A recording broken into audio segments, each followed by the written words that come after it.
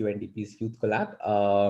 And we're talking about some most important issues of fundraising and funding, as a lot of us, as entrepreneurs, aspiring entrepreneurs, face some big challenge as a hurdle, right? So in next 1 hour, the idea is to engage with our experts for today, learn from them, and like solve some of these problems for us, right? We are also, just to talk about UNDP's Youth Collab initiative. It was started in 2017 in partnership with City Foundation, and it's operational in over 25 countries across Asia Pacific. The idea is to create an enabling ecosystem to promote youth leadership, innovation, and social entrepreneurship. In India, Youth Collab is launched in partnership with Atal Innovation, AIM, as we call it, of Niti Aayog. And through this initiative, the idea is to support young entrepreneurs and innovators like all of you who are joining us today, to connect with stakeholders like government, mentors, incubators, investors, very importantly, to help you with the skills that are required to become entrepreneurs. This year's Youth Collabs focuses on 5 thematic areas, namely climate change and green economy, gender equality, education, mental health, and access to basic services. The process is currently going on to shortlist the teams for each of the for this year's, and to celebrate the spirit of entrepreneurship and social entrepreneurship. Youth Collab is organizing these national innovation dialogues. It's been, as partnership MASH, we were very excited when we, joined hands to put this beginner's guides to entrepreneurship. It's a series of 3 informative learning sessions where young people like you, who are part of the audience, are being talked about some very basic things which are help you to take the first steps towards being entrepreneurs. The first 2 sessions, today is the final session, the 3rd session on funding. First 2 we've had on 21st century skills, importance of how do you build an idea. The second was on ecosystem, what are different actors of the ecosystem and how do you leverage those.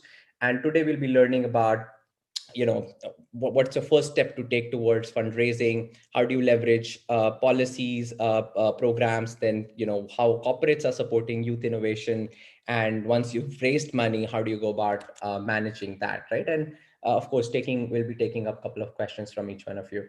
The ones who've joined us over Zoom today can use the Q&A and the chat function to put questions. Feel free to engage, even if you want to comment. Our friends who are joining us from YouTube can, of course, put questions, comments there. My colleagues will be helping us to bring your questions and comments there, and we'll make it a very interactive session, right? Okay, so without taking much time, it's my pleasure to introduce the 2 experts we have today, and I've had a great honor of knowing both of them personally, and they're some of the most amazing people who are doing some very impactful work in the ecosystem. The first is Akanksha Sharma. She's the global head for sustainability and CSR at Sterlite Technologies. Akanksha leads the impact sustainability for Sterlite, and she has been over 13 years of global experience, and Sterlite is spread across multiple continents. Her areas of expertise lies in social innovation, entrepreneurship development, public policy, ESG, tech for impact, and international development. She's also coming up with a book, which I don't know, she can tell us a little more about, and is very well spoken at various national and international forums, medias, and is a very, is a strong advocate to promote young people who are creating some breakthrough social innovation. So it's a great honor to have Akanksha. Next is Raj, who's also a dear friend, and I've known him for a very long and doing some really amazing disruptive work in the space. He's currently serving as the CEO of Atal Innovation Incubation Center at the IIT Hyderabad, and where he supports early stage social enterprises. In his previous roles, he's been founder as well as supportive of various other social enterprises, social ecosystem organizations like Surge Impact, Unlimited Hyderabad, and I've had a personal, chance to be part of several programs where Raj has initiated. He's a stern believer of supporting entrepreneurs, young entrepreneurs, and holds an MBA also in social entrepreneurship. Wow, I won't take more time, and let's quickly jump into our conversations for today. My first question to our experts today would surround around the basics of fundraising, right? Why to raise and when to start. So Raj, I would like to start with you, somebody who's just on an idea right now and they were facing some basic challenge. Where do I go to person, and how much money should I be needing? How do you like take that first step? Raj, will start with you. Sure, thanks, Ashish. Thank you for a lovely introduction. That's very kind of you. Um, why to raise? In fact, that's a very quick, direct answer. Why to raise? I mean, the problems we are going to solve, especially in social enterprise landscape, are not the problems that we created by ourselves, right? Not even created by this generation, which is right now the current generation immediately. The solutions hence also require a lot more patience, time, and resources. And hence, overall, even if you look at from just the solving of a problem perspective, you need a lot more resources than what you can bring on by yourself. Now, that is where you need to get more resources. So, never think that the resources you have are enough for running or scaling a venture. You should always plan and design for raising external capital. That's the why part of it. Now, as we all know, that the more mature your business, the more cash flows are happening, it is easier to attract capital. That is for sure. But having said that, we need to understand there is many different layers and structures of what to raise, when to raise, and that starts from even at the idea stage, the closest of your people who believe gives you the money. But as you go along, it goes more and more into definitely institutional level of funding. And I will reserve more of that to later in the conversations. But I think as an entrepreneur, just to start with, you should always be raising funds. The nature of that could be different, from where it is coming could be different. Even your customers are going to give you money. That is also part of you bringing in the money. So that's where I would start to open up. And Raj, just a follow-up question on that, right? Like, I'm sure from our audience who's joining in today, not everybody would want to go talk to an investor in the first place, right? So, what are other sources of money? Or friends, family, bootstrapping, some small grants. Any quick suggestions on that? Like, let's say the first small seed capital to get the ball rolling. So the seed capital, the first one especially, always comes from the very close people, right? There are competitions, especially if you're in. Okay, so my favorites are definitely, a lot of people talk about the famous friends, family, and relatives, and immediate people who know your venture. But beyond that, my favorite areas, and I did this myself when I was studying my master's in business administration, is participate in all the business plan competitions as they are. That is the best way to raise money while you're still in college, because only college students even qualify for that. So that's one of it. Or even if you're outside, you can always work with a set of students in the college to apply for business challenge. There are a lot of grants available in such way. Another important term that one needs to remember is fellowships. At this stage, it is your value system, it is your personal vision that is going to attract money, and hence you need to focus on raising fellowship amounts, which comes as either a monthly amount or once in a certain week's amount, which again is for your business but is given to you individually. So fellowship amounts are the again immediate next ones, and then you proceed to the other institutional fundings like from incubation systems and then angels and investors. Did that answer your question, Ashish, or was that? You're on mute, Ashish.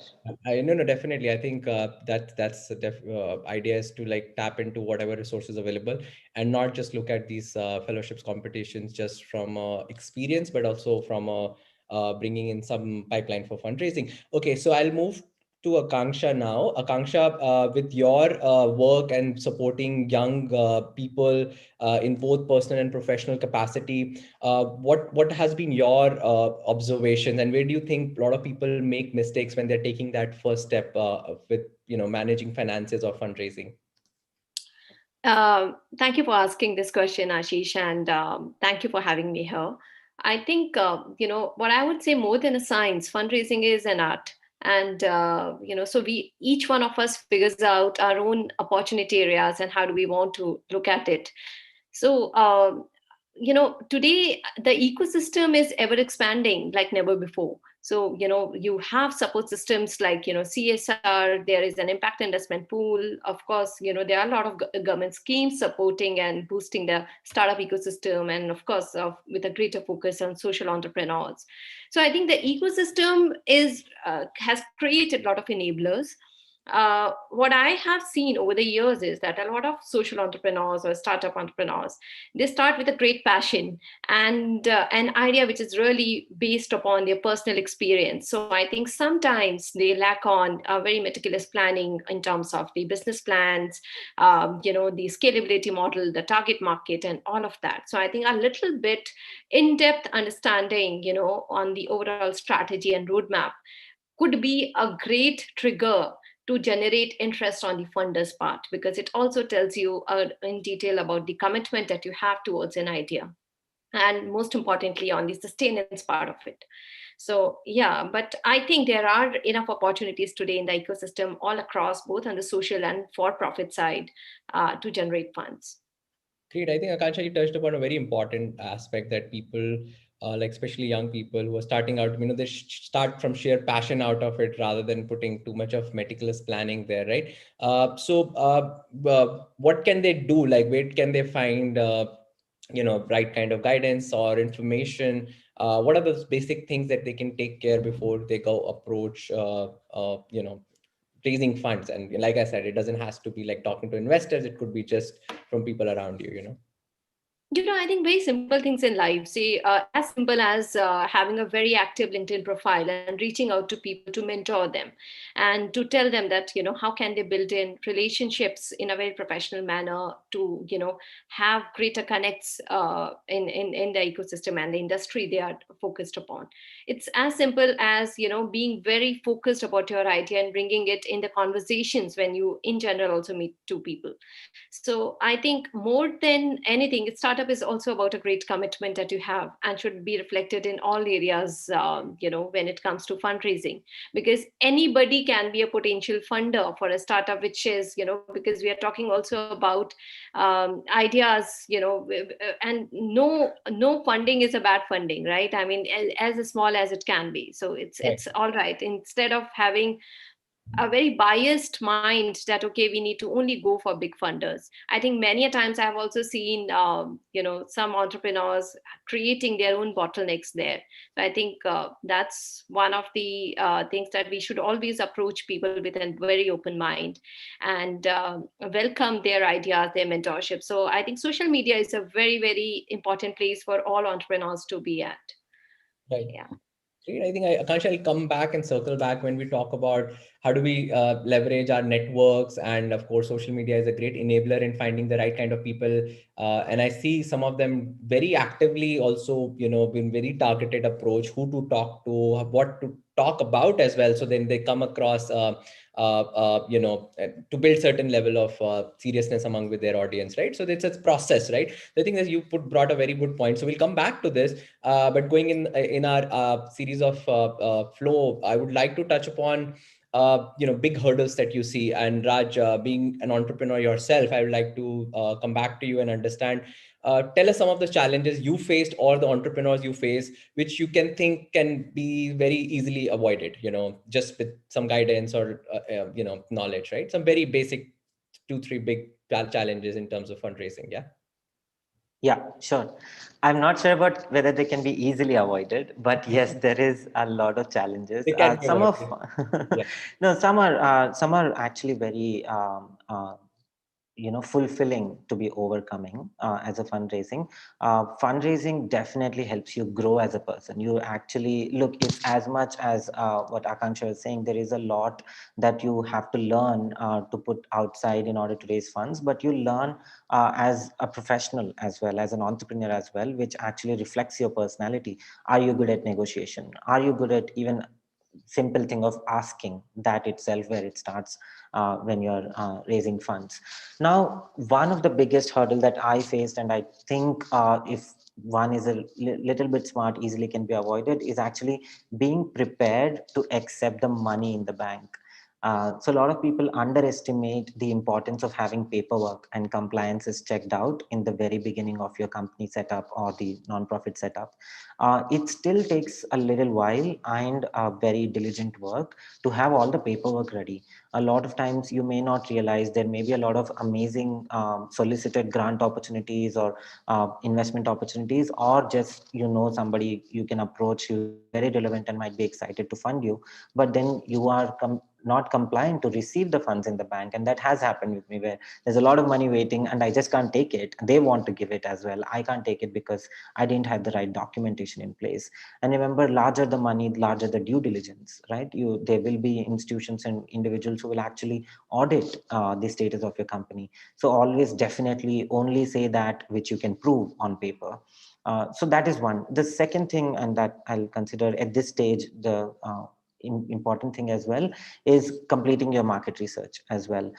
When we base our hypothesis, remember there is a lot of if you don't sound it off to enough people, there is a lot of personal bias and personal assumptions that one runs into at the beginning, and thinking that this is the market I know. A lot of times, there is two kinds, right? You either find a market and build a product, or you build a product and then find a market. In both the cases, you still need a heavy market knowledge and research. And we overstep that because we sometimes just get carried away with our own feelings and our own emotions, that no, definitely ye to zarurat hai types, and that really lands you in trouble. Because when the closer somebody has an interest, you may get an initial interest, but the closer it gets to receiving actual money in the bank, you may have to prove about what market that you were trying to address actually exists and the right numbers exist. And that could be a big hurdle as well. But again, if you can do your research enough, you can completely solve it. So these two I would immediately say, Ashish. I can come back to more later. I think these are great points, and I think as entrepreneurs, I personally also experienced that a lot of us jump into things without thinking about a lot of due diligence, compliances check, and when you're starting to grow a little bit, so those things become big hurdles. So I think it's a very clear message that keep your things in place, like your documents, and making sure like everything is completely organized. And I think you've already highlighted a couple of those compliances. And if there are more questions on that, we can, of course, ask in the audience Q&A round. Sorry, I forgot to mention that the way we are looking to is have about 30-40 minutes of the structured panel conversation, and then we'll open for audience Q&A. So feel free to put your question as they can come along, and we will be taking it up later on. Okay, Akanksha, I'll come back to you on similar questions with your experience. I think you've already highlighted some of those challenges, but anything in particular which are very basics, I think, and can be easily be taken care of, especially the ones who are starting out first time. I think I'll echo to what Raj mentioned, that preparedness to accept funds is, one of the basic eligibilities. Like I said, many times entrepreneurs are too much driven by passion and they miss on the essentials of the eligibility or the compliances. So, there is a lot of funding available from the CSR ecosystem, and I'm in particular talking about social entrepreneurs here. However, many of them may not have audited, say, audited accounts of last 3 years, or having a qualified Section 8 company or a trust or a society as per the Indian regulations. So I think these are the things that need to be taken as the step one. The moment you think of building your own social enterprise, you need to really make a map and see what are the potential opportunities for funding available, and what are the eligibility criteria for each one of them, where you want to place your organization. And I think this actually pans out the next steps in terms of reaching out to people, making the first step, and sharing proposals. On proposals, I would pause a bit, because I think that is again very very important part of seeking funds and fundraising, because um, there is a particular format on which generally proposals should be made and encouraged, and not in terms of the look and feel of it, but in terms of the essential information that you need to share as part of your proposal. That should have the objectives very clearly charted out. How much funds do you need, with a very clearly articulated timelines and milestones, that how do you plan to utilize that, which in other words is generally called as business planning, or the the scalability opportunities, that you how would you like to create a more scalable option to it.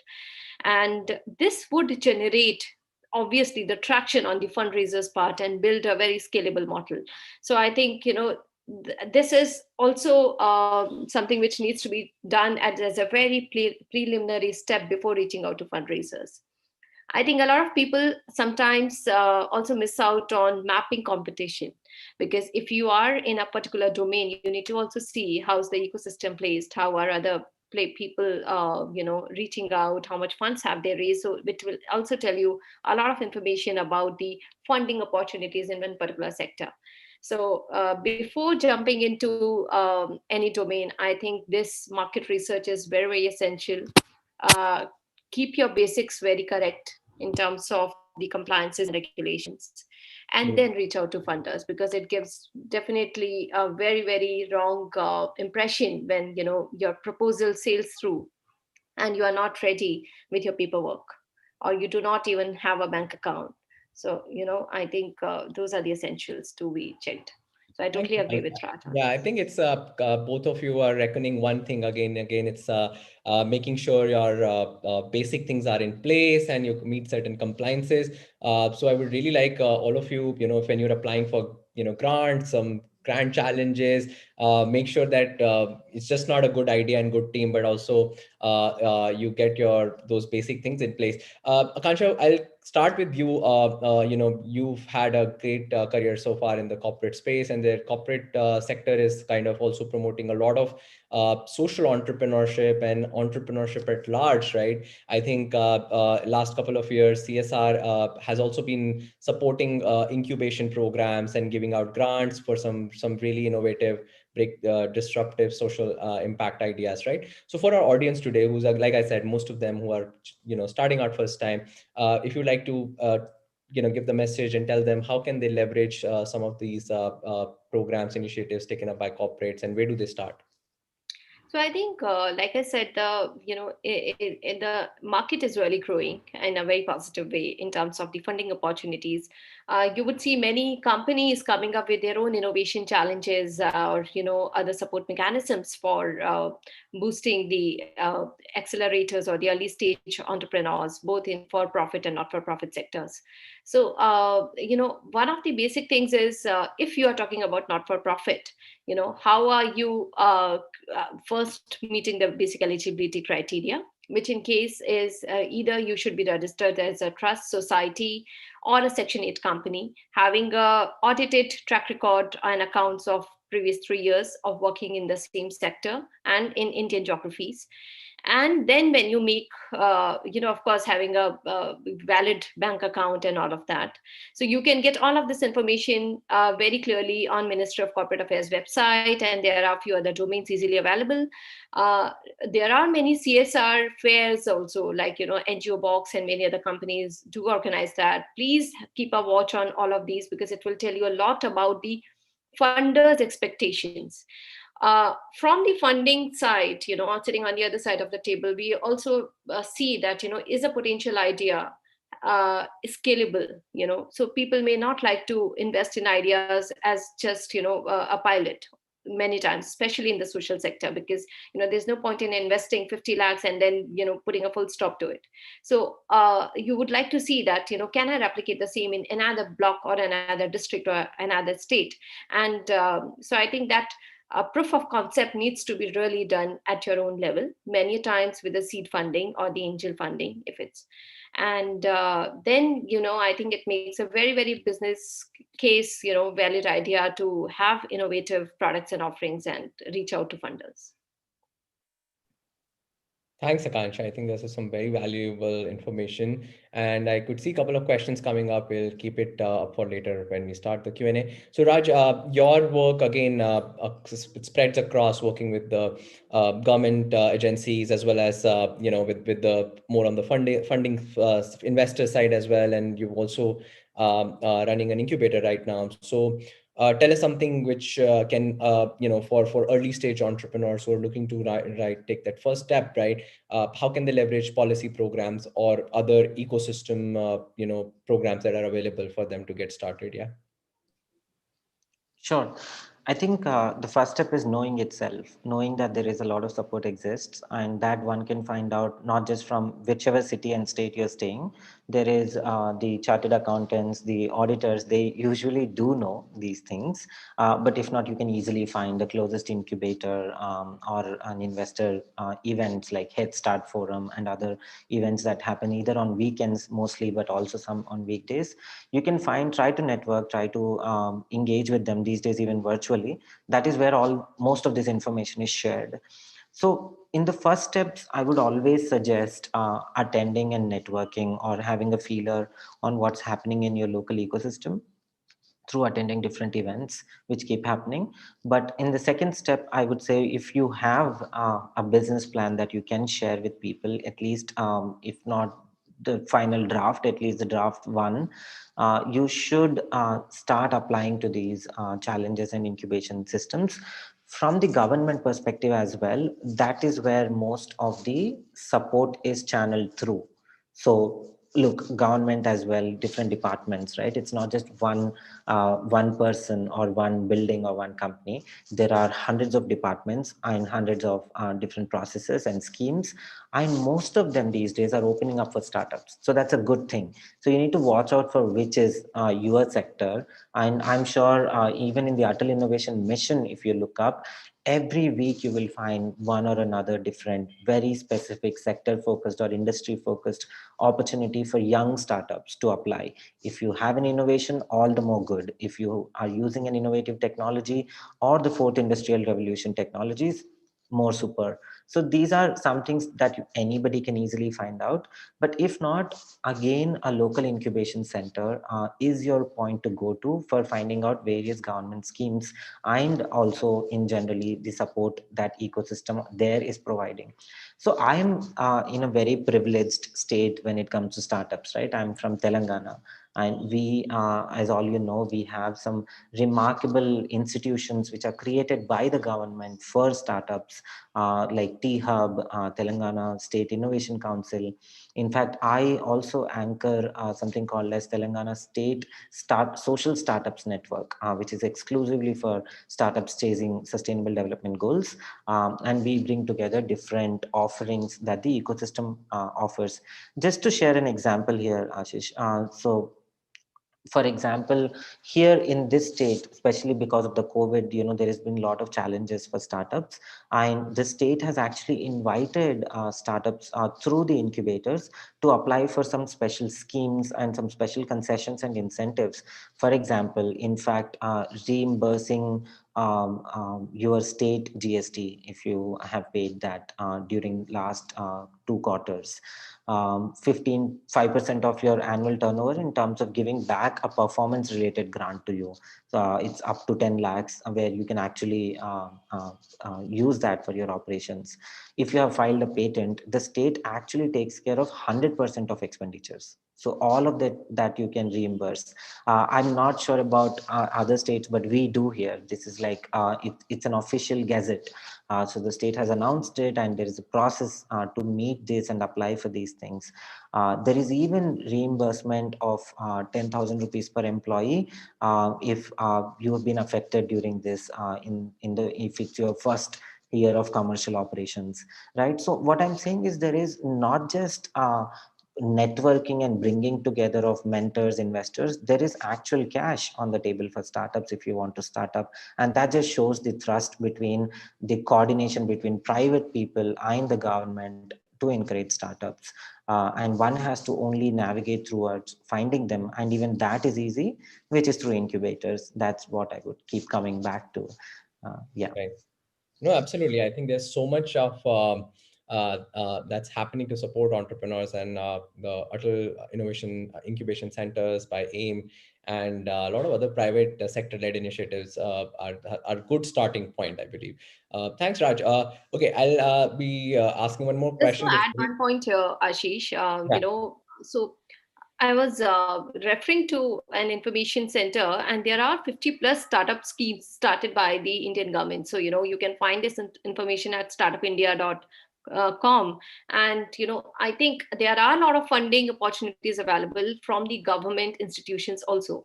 So, this is not to be missed. Of course, there are academic institutions having their own funding opportunities, private companies, but then this is also, one central portal you can all refer to and see.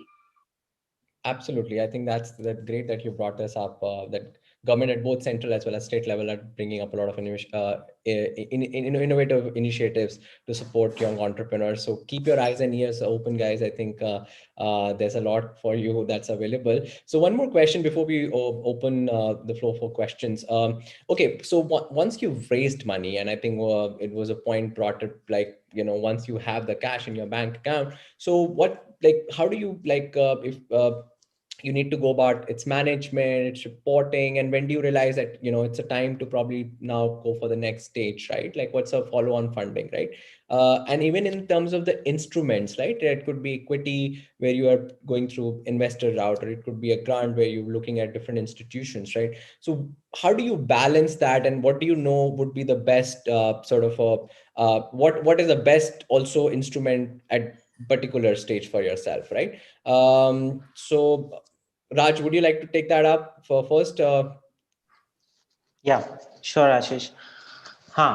So I think there are multiple parts to this question. I'll start from where I remember. Yeah, So in terms of best instrument, I would always suggest selling out your equity is not something you should do in the beginning as much as possible. When people celebrate having equity investment, for me, I look at actually you selling off part of your business and ownership, right?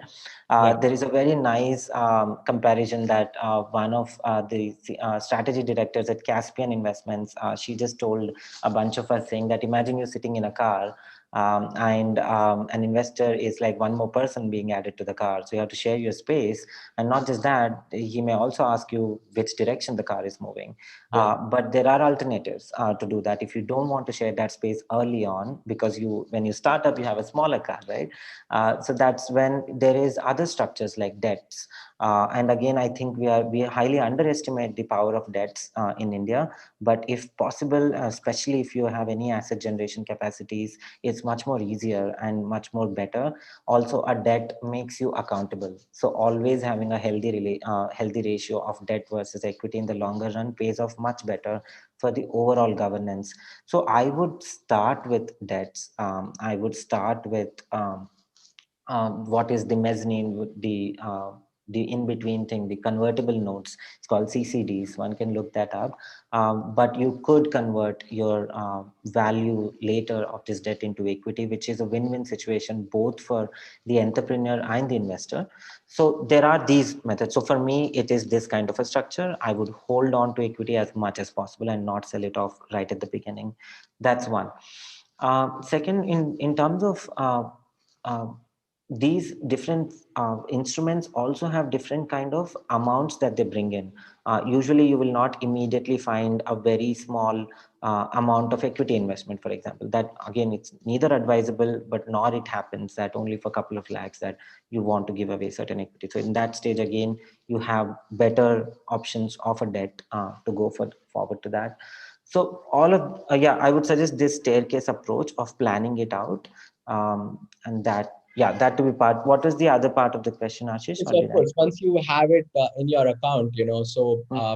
what are the things when you look at fund management? How often are you reporting to your investors or stakeholders, and when do you Oh yeah. realize it's time for now to go for the next round or follow-up round? Oh, yeah, yeah, yeah. Okay, so two things. On the follow-up round part, as I said earlier, as an entrepreneur, you're always raising investments. Remember that. Also, we highly underestimate the time it takes to raise investments. If you are planning something for next year, you better start right now, like at least 6 months before, I would say. So, and also the time committed to raising investments. I would say if it's single founder, it's much more difficult, but always calculate up to 40% of your time for raising money all the time. So that's something I highly advise. In terms of where the money goes, which you are raising, I think as much as possible in the beginning, everybody, whoever is investing, including somebody giving a debt, would love the money to go towards building the technology, building your operations, and attracting the first set of customers. And this is the attitude also that I always foresee and recommend, saying that search for customers first. When you make your pitching of your business, make the sales pitch first before you make the pitch for an investor. So you're trying to spend as much as possible and focus all your resources in order to get customers. That is what we would love to fund, not the costly offices, not the founder salaries, and all of that. Those are important, but that is where the hard bargain will be. And I would say that would still be sort of a good to have in the list of raising investments when you give the breakup. The most important would be building the core product, testing the product, and acquiring customers.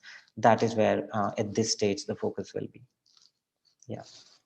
Very important. Akanksha, what about you? Same question in terms of fund management, as well as where do you think in terms of balancing between instruments, right?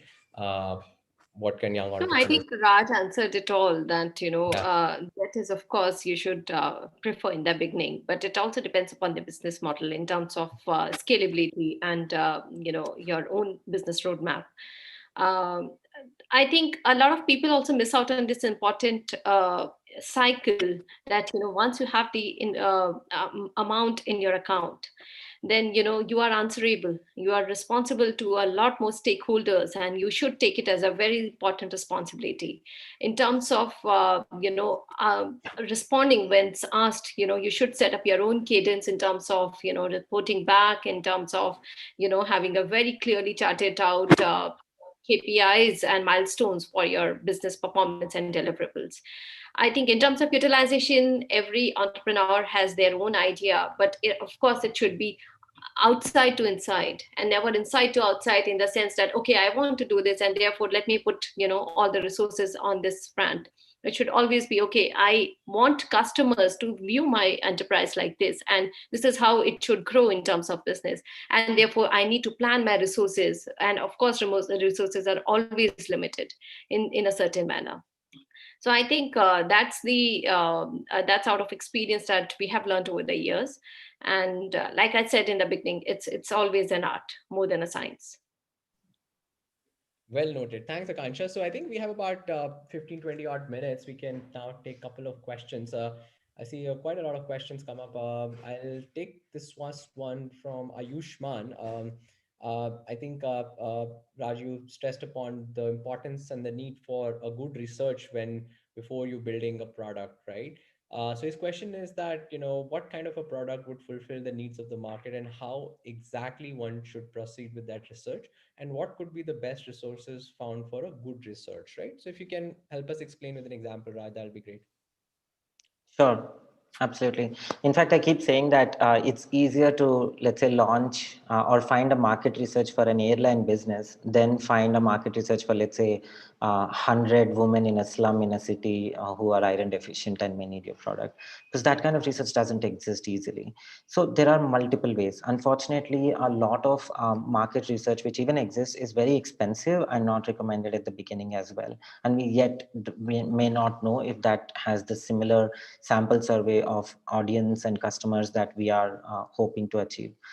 So two things. I think in social enterprise scenario, sometimes the customers are different than the consumers as well. Sometimes you build an amazing impact project and most of the times, in fact, this happens especially in healthcare, education, whose customers could be the government agencies, but the consumers are people who can't afford those things as well. So you need to understand those differences. Then you will start measuring your market very clearly. So when you come to that, in terms of understanding which market in that region exists, how much the scope and scale of that is, I would, if you are in the impact sector, of course, as most of you are planning, I would start with the socio-economic outlooks of that state. That actually has the most authentic and most recent data, and is again highly underestimated of the kind of valuable data that exists there. Other than that, there are academic libraries as well, where you can do a little bit more research, especially if you or any of your friends have access to libraries in an MBA college. I would definitely ask you to use it. There is Gestor and other kind of libraries online, which do have a wealth of information and papers submitted of recent times, and people do not know about them.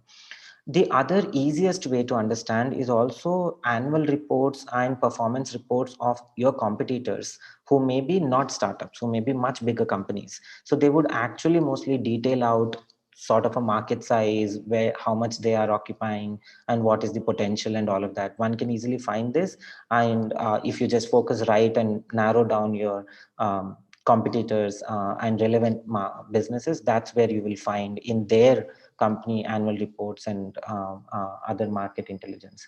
In fact, there are some companies which do, in fact, much more altruistic way. Like, I remember Uber publishing a whole transportation data in Indian cities on how people are traveling, how much they're spending, and all of that last year, if I remember correctly. So watching out for that.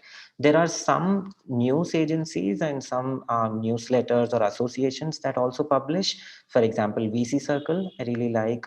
There is Traction as well, and some more similar, the Indus Entrepreneur Reports and some other. In the social impact sector, definitely the Better India has some good stories coming in. The Social Story also covers some good research occasionally. Other than this, I would always tend to look into, and I'll stop here, is look into the associations. Every sector has their industry associations. They have a very good set of data. Try to approach them locally. They would have a chapter in the city and state you're residing.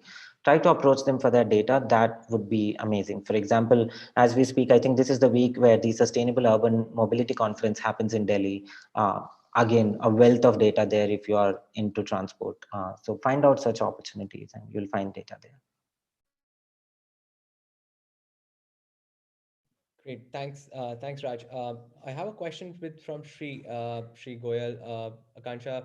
I think you stressed upon. I think both of you mentioned about documentation, due diligence, and proposals. If you can share a couple of important documents which anybody starting out should keep a handy check that those things are in place before they go out and apply for funding or send out a proposal. You also, Akanksha mentioned about a certain format. So if you can highlight a couple of those documents and also what all from heads should be in there in that format. Sure. So, I think one important perspective which I want to share here is always when you prepare proposals or reach out to funders, potential funders, look at it from a funding perspective. So one organization or one funding scheme receives a number of proposals, and the only criteria for them to decide upon is how good is the documentation, how good are compliances into shape and in place, because they have to also make certain decisions and count upon a particular idea or a set of team basis few parameters. And it is, of course, one of the most deciding factor, because it tells you also the story in terms of the commitment of and the meticulous planning that has gone behind before putting it on the table.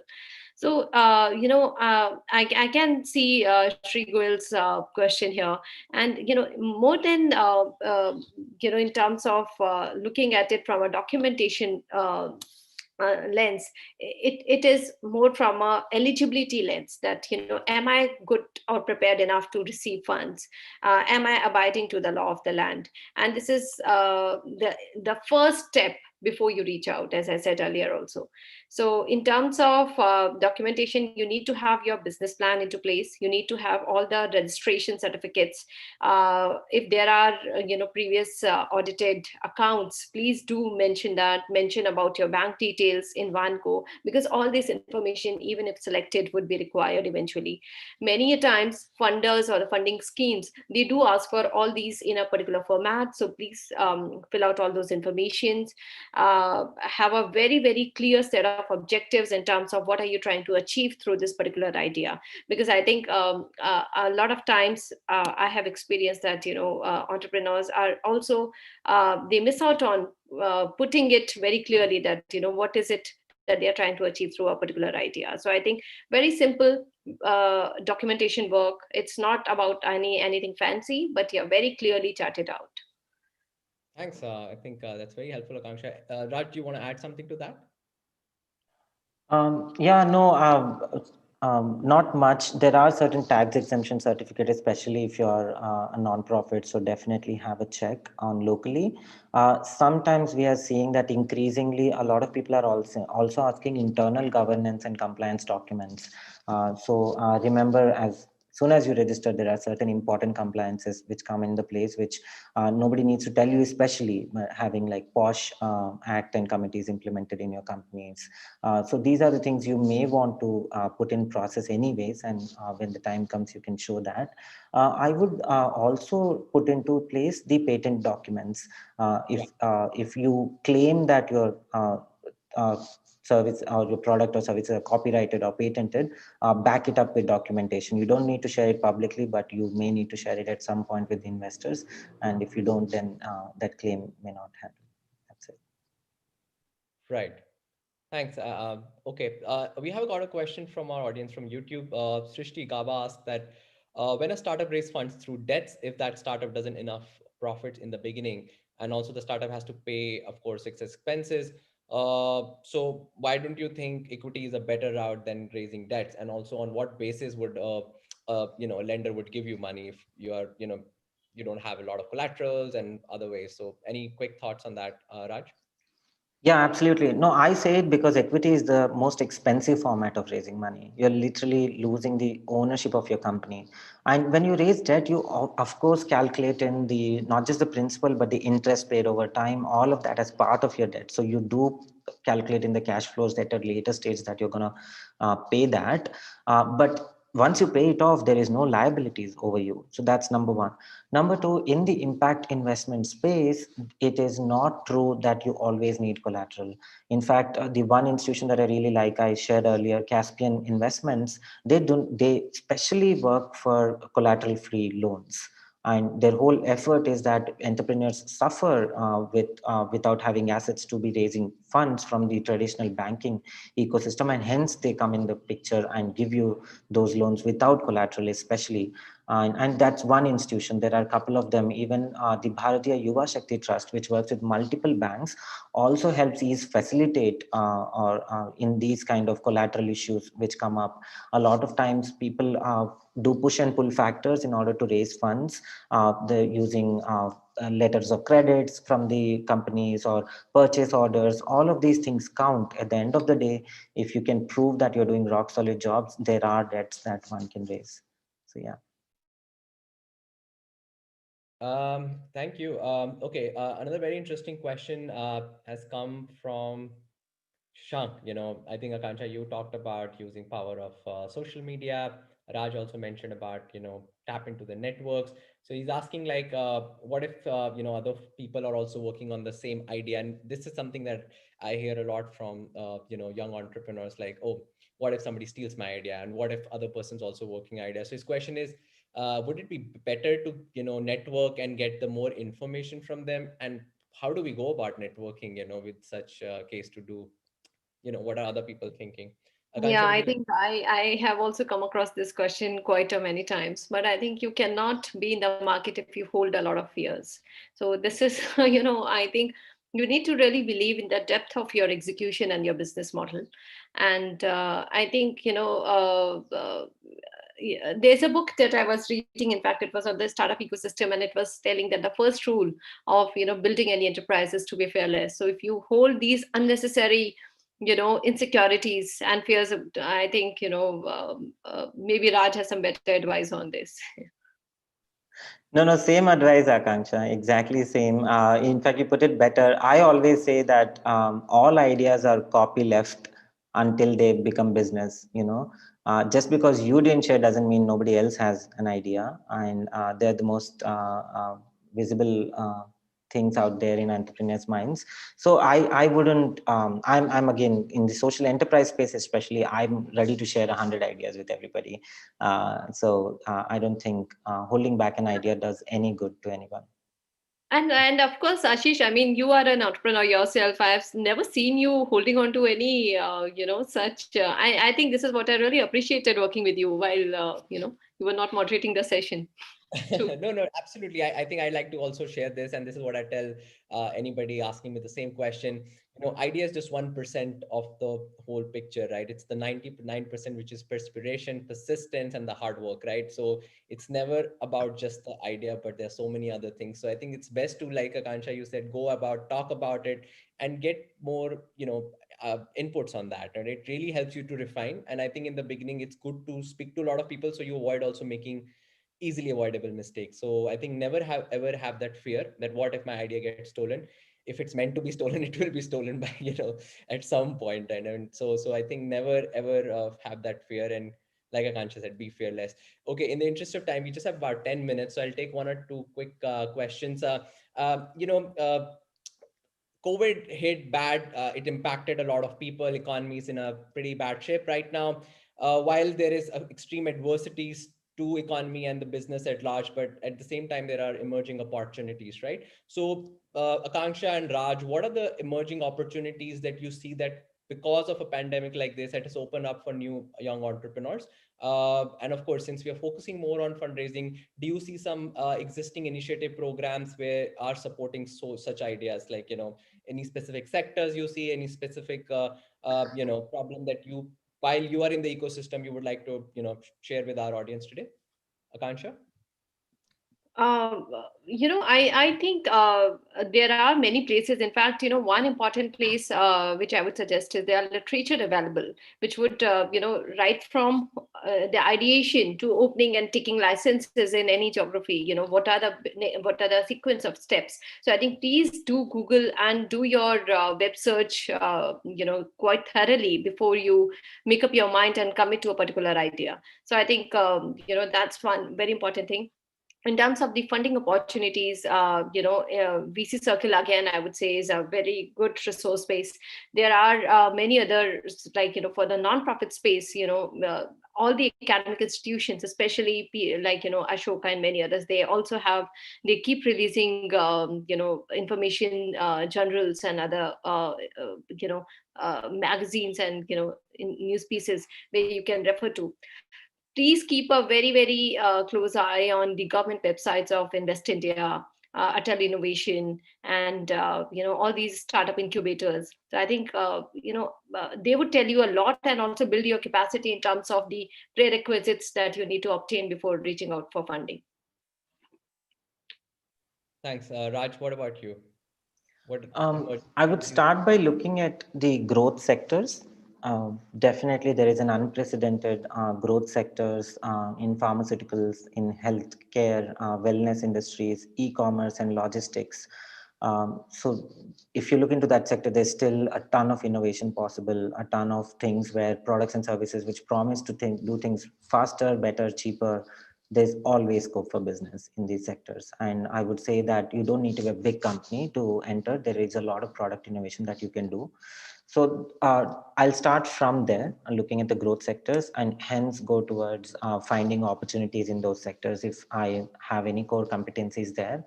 As much as I would, again, just to reiterate, as much as I would look at outside what's happening because of COVID, I would also look at what is my most relevant skill at this point of time. How can I make that into a business? It doesn't matter even if it's a small service that you can start, which can help immediate 10 neighbors or 100 people, that still has a lot of impact right now these days to grow.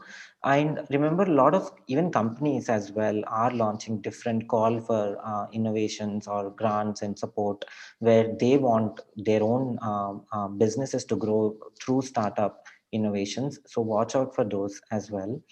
I would say definitely as much as possible, one sector which is completely being disrupted, not just because of COVID, but something else happened during COVID is the national education policy.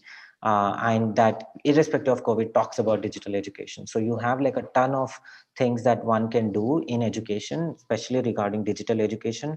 There is still, I think, like a century's worth of work pending in terms of digitizing our education and developing tools to educate people or train people better. So there are these kind of opportunities that you can look around. One easier way to understand these would also be look at which startups are mostly getting funded these days. And remember, that's not the only startups that means the industry as a whole has a scope. So Yeah, that's right.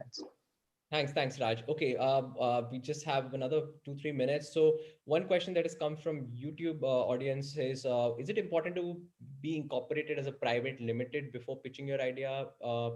You know, Raj, Akanksha, quick thoughts. Um, I would say look at again customers, right? First, always focus on getting, if you're B2B, that first 10 set of customers, B2C, the first 100, 200 customers.